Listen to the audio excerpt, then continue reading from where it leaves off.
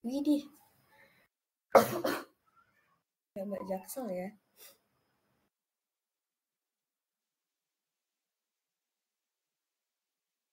Oke, mungkin sebelum kita mulai, kita bisa dokumentasi di awal dulu ya. Mungkin teman-teman bisa on cam.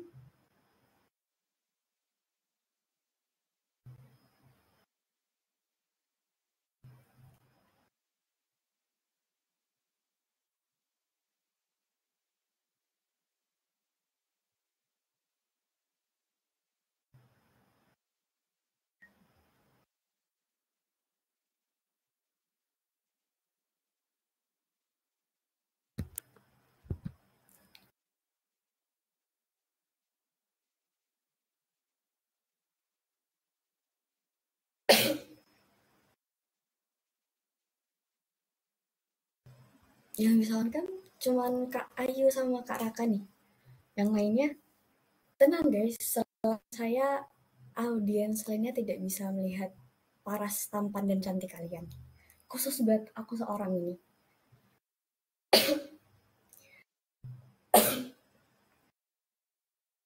Oke, 10 detik ya.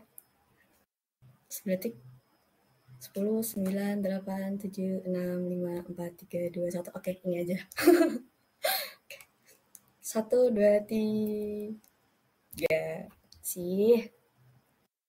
Terima kasih buat yang sudah mau on cam ya. Oke. Mungkin kita bisa lanjut ke pembahasan hari ini nih terkait Development Security Operation Evolution. Jadi di webinar hari ini saya membawakan materi terkait Development Security Operation Evolution untuk Next Generation SDLC untuk era digital. Oke, jadi nanti di sini kita akan bahas apa sih DevSec Operation itu, lalu apa bedanya DevSec Operation sama Dev Operation, lalu seberapa penting DevSec Security Operation, dan teknologi dan alat apa aja yang digunain di Development Security Operation. Sebelumnya saya minta maaf ya kalau mungkin nanti lebih banyak batuknya daripada saya ngomongnya, karena emang lagi batuk ya. Oke, ke pembahasan pertama. Apa sih Dev Security Operation ini? Jadi, Dev Security Operation ini pendekatan pengembangan perangkat lunak yang mengintegrasikan keamanan atau security ke dalam Dev Operation. Jadi, daripada menambahkan keamanannya di akhir siklus pengembangannya, Dev Security Operation ini memastikan bahwa keamanan itu jadi bagian integral dari setiap fase SDLC atau Software Development Lifecycle.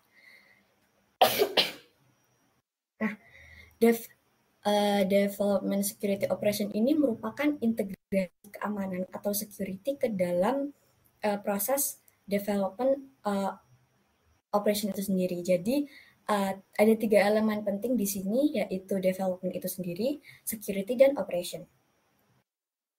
Nah, ada beberapa aspek yang penting di sini, yaitu pertama ada integrasi otomatisasi keamanannya. Jadi, Dev Security Operation ini dia membantu otomatisasi untuk menghilangkan tugas manual yang memakan waktu dalam proses keamanannya, seperti pemindaian kerentanan otomatis dalam setiap release code-nya. Lalu ada pemantauan berkelanjutan atau continuous monitoring. Jadi di sini itu dilakukan pemantauan keamanan secara berkelanjutan pada lingkungan pengembangannya dan produksi untuk mendeteksi ancaman-ancaman secara real time. Lalu ada pengujian keamanan otomatis. Jadi di sini itu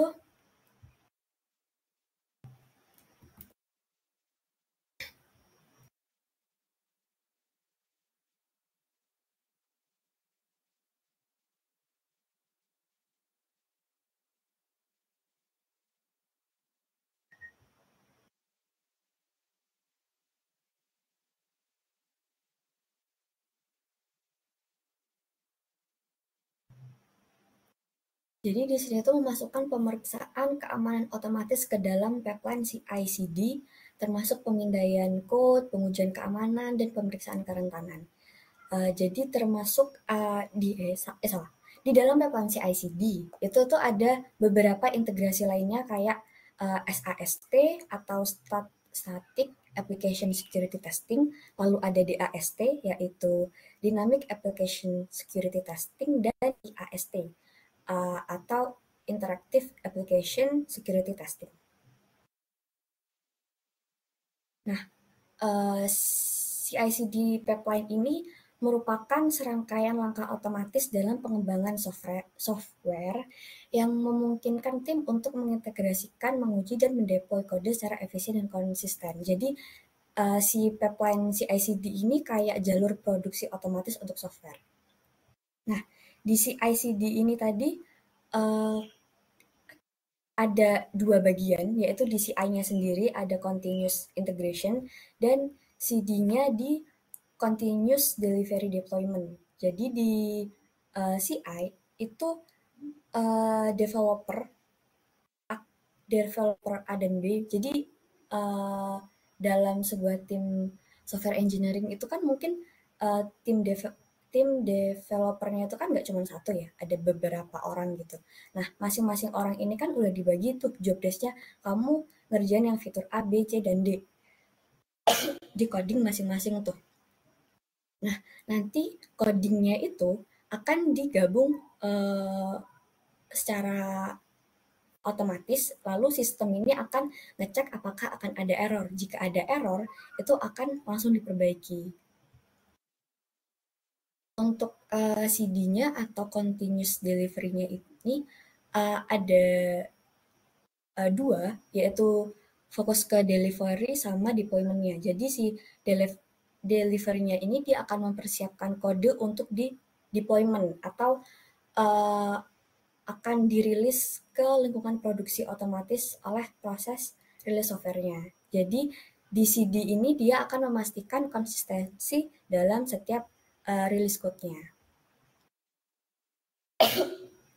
Untuk tahapannya tuh sama kayak deployment pada umumnya, ada source, build, terus ada testing, dan ada deploy. Nah, selanjutnya untuk kolaborasi lintas tim, jadi di Dev Security Operation ini akan didorong kerjasama antar pengembang, tim keamanan, dan tim operasional untuk memastikan bahwa tanggung jawab keamanan itu ditanggung bersama. Jadi dengan bisa dibilang tuh penerapan Dev Security Operation ini, pengembangan aplikasi akan lebih aman dan perbaikan atas kerentanan dan bug-nya itu bakal lebih cepat. Itu. Nah, selanjutnya terkait perbedaan dari Dev Operation sama Dev Security Operation. Di sini ada 5 poin. Nah, poin pertama itu terkait proses deployment-nya. Di Dev Operation, siklus pengembangannya itu berputar di build, test, deploy, dan operate. Jadi tanggung jawab keamanannya itu seringkali itu dikasih ke tim security secara terpisah dan lebih fokus ke kecepatan deployment dan kolaborasi antar tim pengembang dan operasi aja.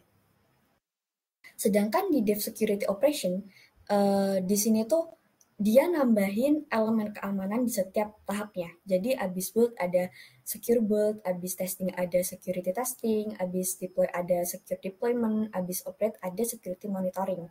Jadi di Dev Security Operation ini, security is everyone's responsibility. Jadi semua tim berbagi tanggung jawab keamanan sehingga ada tambahan lapisan keamanan sebagai prioritas utama yang terintegrasi dalam setiap tahapnya tanpa mengorbankan kecepatan deployment-nya. Lalu poin kedua adalah terkait pendekatan keamanannya. Di development operation, keamanannya itu kan seringkali jadi pertimbangan di akhir proses. Jadi di deploy dulu, di operate, baru ke keamanannya. Sedangkan di Dev Security Operation ini, keamanannya itu diintegrasikan sejak awal pakai Shift Left Security. Seperti yang dibahas di poin pertama tadi. Yang ketiga adalah terkait tim yang terlibat. Jadi di Dev operation ini fokusnya tuh ke dua tim, yaitu tim development sama operationnya. Sedangkan di Dev Security Operation ini, dia secara aktif melibatkan tim security sebagai bagian integral dari prosesnya. Jadi di setiap tahapnya tuh tim security-nya tuh ikut dilibatkan. Nah, selanjutnya terkait poin alat dan otomatisasi. Di Dev Operation, fokusnya tuh pada alat untuk otomatisasi deployment dan integrasinya. Sedangkan di Dev Security Operation itu fokusnya nggak cuma ke otomatisasi deployment dan integrasinya, tapi juga penambahan alat keamanan otomatis. Jadi misal seperti yang disinggung di awal tadi, ada SAST atau Static Application Security Testing, atau ada DAST Dynamic Application Security Testing, ada SCA atau Software Composition Analysis. Lalu ada Container Scanning dan Compliance Monitoring. Biasanya 5 itu diintegrasikan ke pipeline CI/CD. Terus untuk metrik kerjanya sendiri di Dev Operation itu dia fokus pada metrik seperti deployment frekuensi dan time to marketnya. Sedangkan di Dev Security Operation dia itu ada penambahan metrik keamanan di seperti jumlah kerentanan, kayak waktu perbaikan dan compliance score-nya. Jadi kalau misalkan nih kita ibaratkan Dev Operation dan Dev Security Operation ini kayak membangun rumah, di Dev Operation itu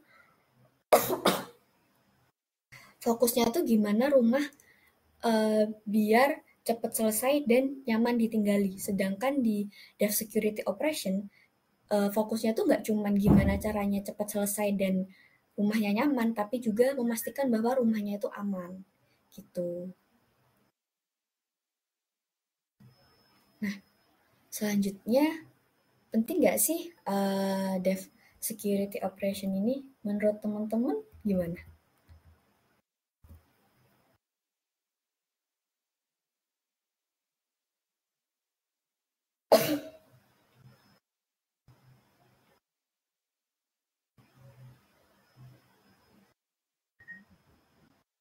Kayaknya penting, Kak.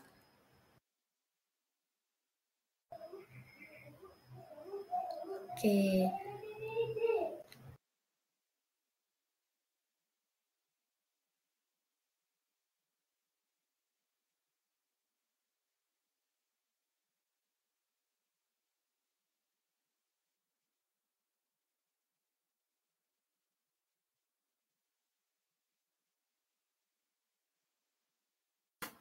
Sih, bener banget nih Kak Raka, kalau bisa aman kenapa enggak ya kan?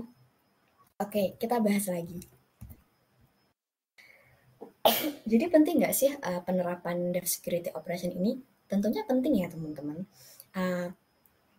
Apalagi di era digital yang saat ini, karena pertama alasannya ancaman cyber yang sekarang udah sangat meningkat nih. Udah sangat canggih dan sering gitu kan. Contoh ransomware yang mengunci data, misal data suatu perusahaan dan dia minta tebusan gitu.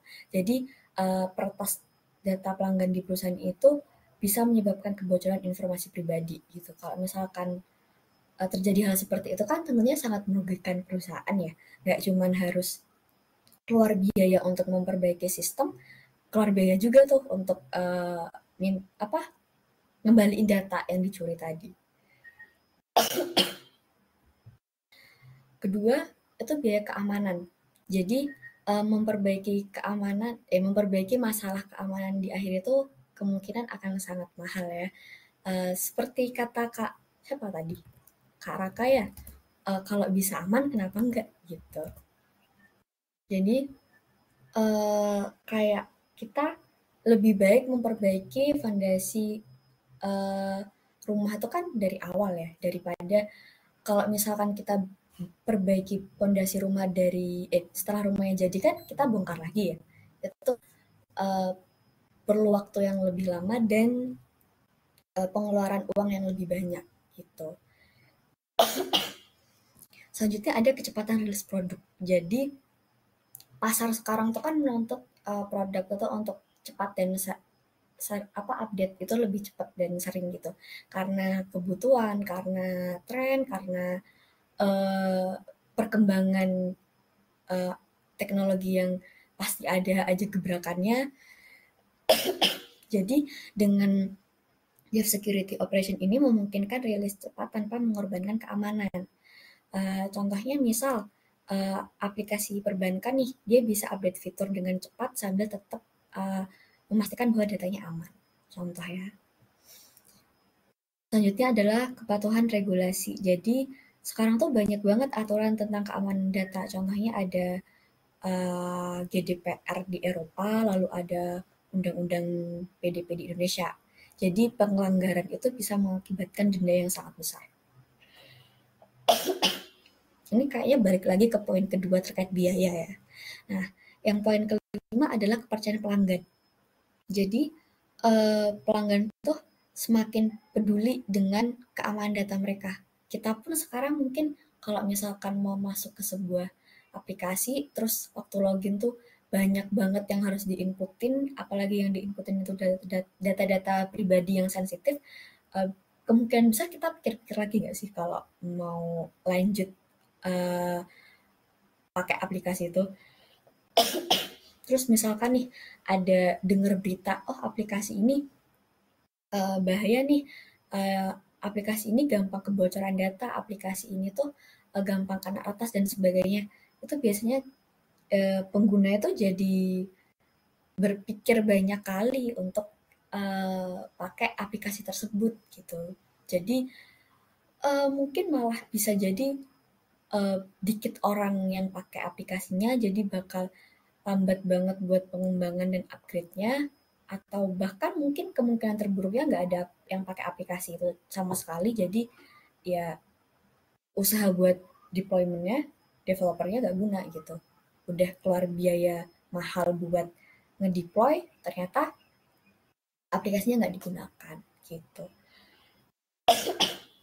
Nah, contoh implementasi paling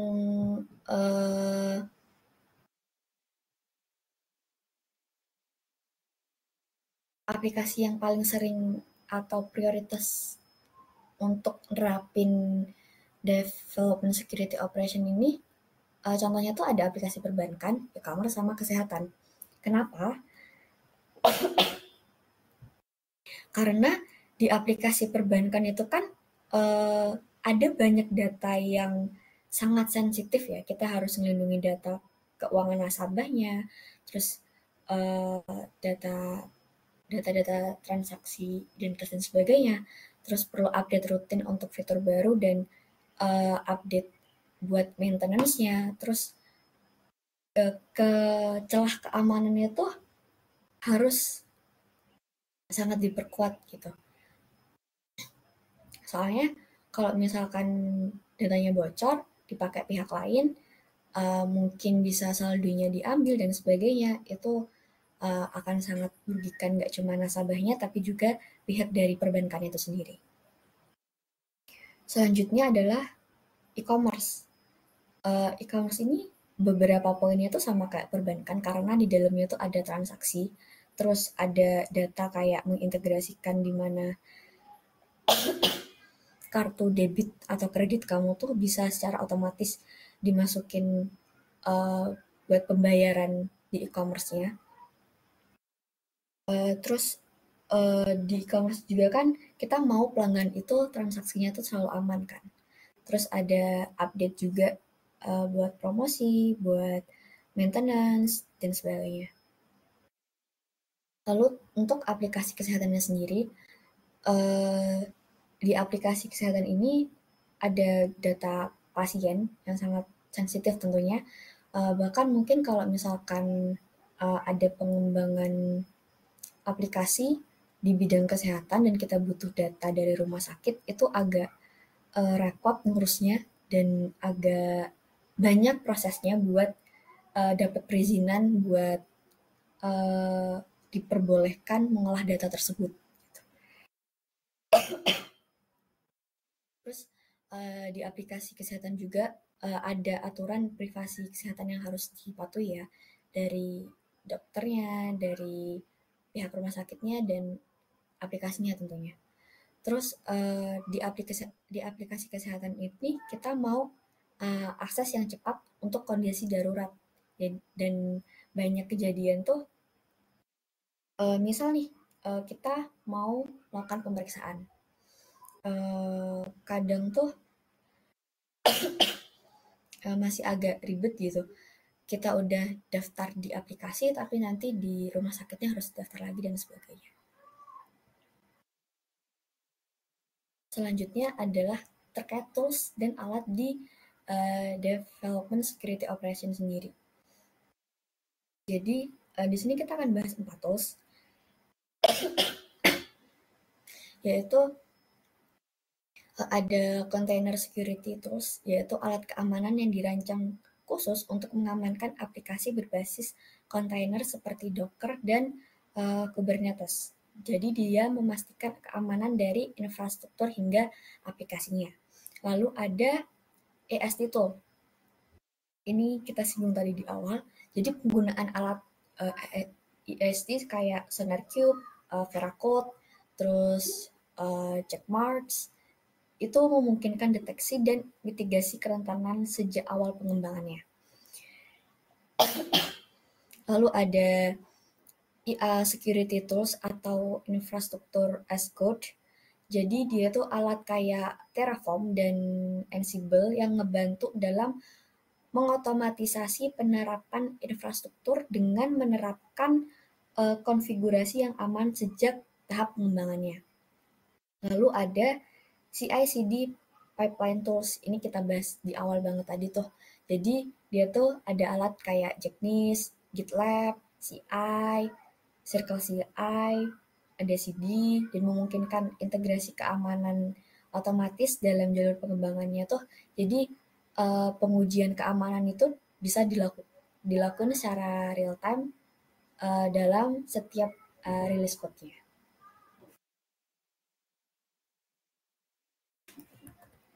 Mungkin pembahasannya cukup singkat ya, karena hari ini, bukan hari ini sih, webinar kali ini tuh untuk penyampaian dan pengenalan terkait development security operation sendiri.